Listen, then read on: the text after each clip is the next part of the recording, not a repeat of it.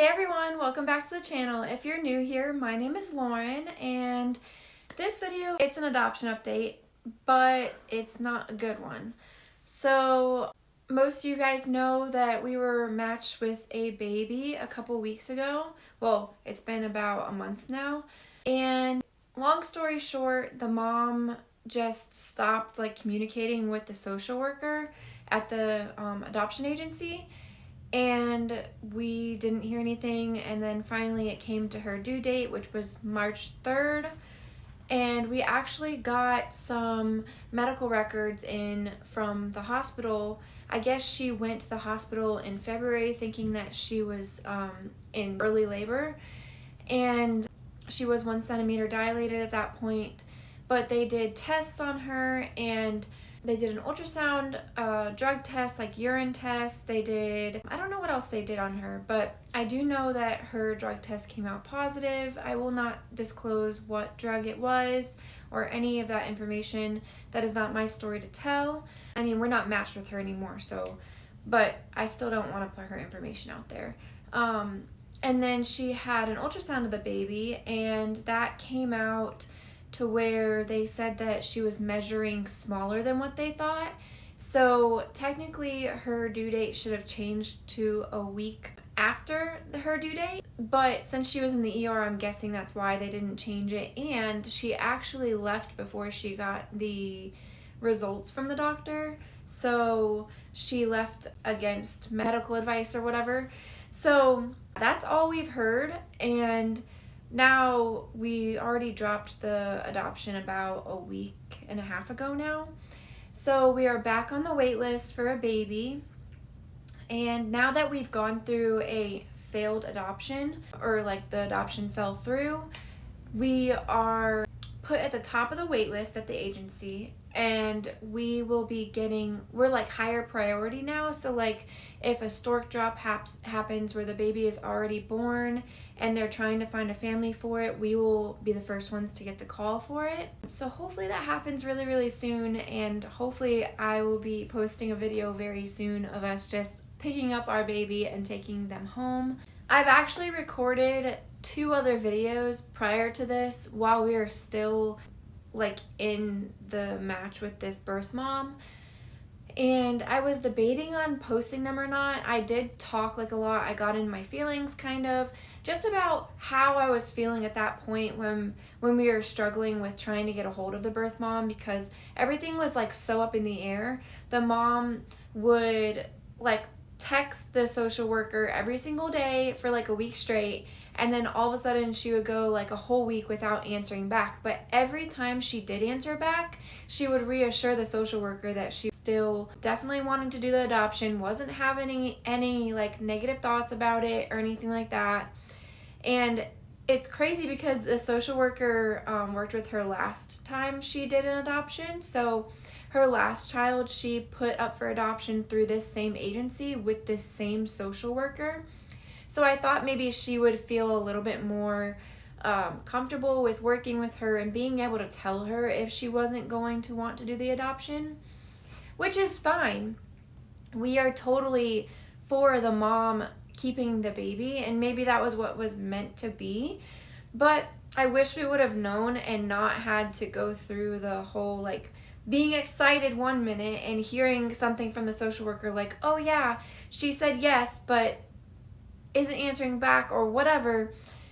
So we would get excited, and then all of a sudden the social worker's I'm not hearing from her again. So then we would be okay, well now we're second guessing everything. So I just wish that it would have happened differently, and I wish that the mom would have felt comfortable with telling us how she was feeling, because it would have been a better situation. I would have rather known that, hey, maybe we won't be going up to the hospital to pick up a baby. And that's fine. But yeah, so that's what's been going on. That's why I haven't really updated you guys. I've been wanting to post those videos, but I just really wasn't sure if I should or not. And I think I am going to, just because every single video I watch on YouTube on here for adoptions is the positive of adoption, or the adoption actually going through and not failing. And then every time I do see videos where the adoption does fail, or it falls through, usually that's like the last video that they'll post. Because I mean, I was even thinking about it. I was also being like, I don't want to do videos if it's not going to be positive. And especially when you're going through those feelings, it's kind of hard to post your feelings because a lot of people don't really understand what it's like.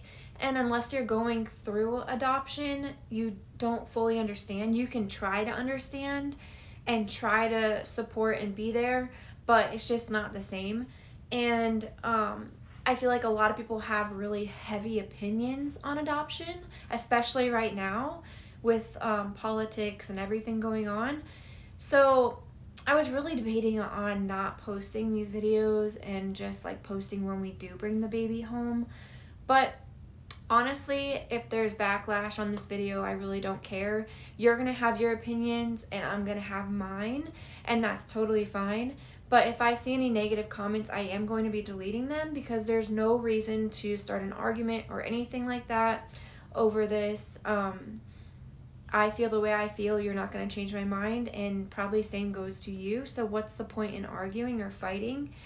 And a lot of people, so I mentioned this in my last video that I did that I'm having to redo right now, but I was in a group for adoptive parents and foster parents who are like going through the process or who have gone through the process. And I had posted that we like went through the adoption that failed. I literally said failed, which that's a term that a lot of people use when the adoption falls through. And a lot of people have negative feelings about that, I guess, because it shouldn't be a failed adoption. It should be a positive. I don't know. I don't understand how people feel about that. But supposedly it's a big thing, and everybody went off on me for that when all I wanted to do was get my feelings out and just have some support. I literally said, like, we just went through a failed adoption, and I'm just looking for other people's stories on it. Like, have you ever been through a failed adoption? If you did, when did you end up being matched with a baby? Did you go through more failed adoptions after that? And all I got was negativity. Like, that's it. I mean, there was maybe 2 comments like actually helping me and being there for me and supporting me. And then the one other big thing that was negative on there was a lot of people don't agree with newborn adoption. So they agree with like adopting older kids but not newborns. And there was people saying like that I'm a really, really bad person for stealing a baby from its mom and all this other stuff that is totally not true. That is not how that happens. First of all, when you adopt a newborn, you go to an agency, you do all the classes, background checks, the social worker comes to your house and talks to you and sees everything in your house, safety, like the electrical outlets. They teach you about absolutely everything you could learn about a child. And then you also have to take classes, even on breastfeeding, even though a lot of adoptive moms do not breastfeed. We literally had to learn everything about a child. We learned probably more than what a birth mom would learn. Because a lot of birth moms do take classes just because they want to, but they're not forced to. But we were forced to. We had to. We had no option. So we did all of that, and then the adoption agency will like create a portfolio with all your information on it, and then the birth moms go straight to the agency and they say, hey, look, I'm thinking about giving up my baby for adoption, and I would like to see your adoptive families that you have available. And then they show them everybody's portfolios, and they can also look online on their own time, so they're not forced to do anything, or they don't feel like they're forced to do anything, and they can back out of the adoption at any time that they want to. And they actually still get to keep the money that the adoptive family gives them, which is what happened with our case.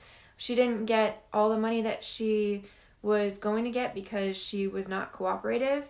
So she did get a month's worth of money, But that is it. They cut her off after that because if she's not going to message back and all that, then why should she be allowed to keep taking our money?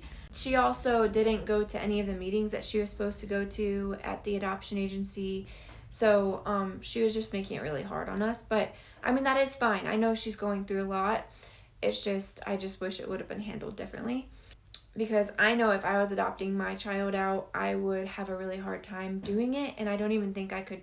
So my heart goes out to her and the birth father, and I really do hope that the baby is safe and that they're safe and healthy and happy with their choice that they made.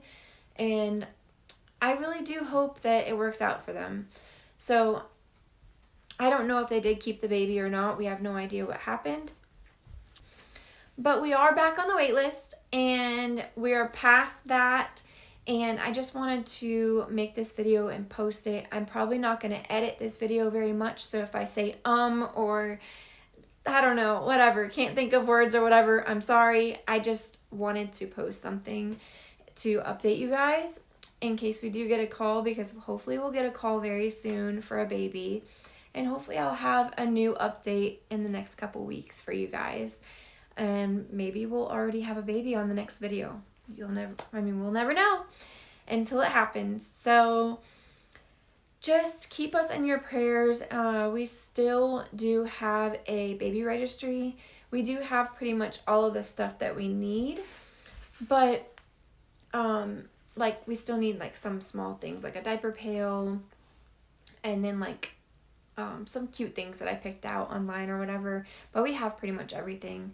I got some diapers, just enough for the hospital stay, and then baby wipes, and we have like formula sample bottles or whatever, but I wanted to wait until the baby is here so that way we can make sure that she's not sensitive to what we're feeding her. And then we also are hoping to still have a girl. We are keeping our options open for a boy also, but we do already have all girl stuff. I literally have a blanket with her name on it already. And Bailey, no, drop it. Sorry, my puppy is trying to rip up our rug in here. But I have a blanket with her name on it, and I have all clothes from newborn to 12 months old. Everything in this room is for a girl. So hopefully we do get a call for a girl, but we would be happy with a boy also. But I think if we did get a call for a boy, we might say no. I don't know. I don't want to say no because I would love to have a boy too, but just with us already, like, for the last match that we had, we were on the phone with the social worker, and she was like, do you want to know the gender? And then she told us it was a girl, and we were both like in tears and so excited, and we both have always dreamed of having a little girl. So I don't know. And we already have her name picked out. We don't have any boy names picked out. I mean, we have a couple that we might pick if we did have a boy.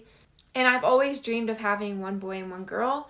So I don't know. We might not even be able to adopt again because of how expensive it is. So, and if my health goes downhill or whatever, I don't know, because with heart problems, you don't know what's going to happen. And this might be our only chance. And I don't know. I just don't know what's right to choose. So, but I don't want to have a closed mind about it. If we do get a call for a boy and it's absolutely perfect, we might say yes.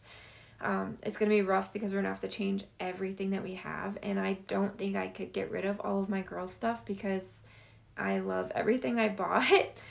And I've spent 2 years buying all this stuff. So I don't know. And then I also wanted to say that I will post our baby registry in the description box below, just in case if you guys are curious or want to purchase anything for the baby.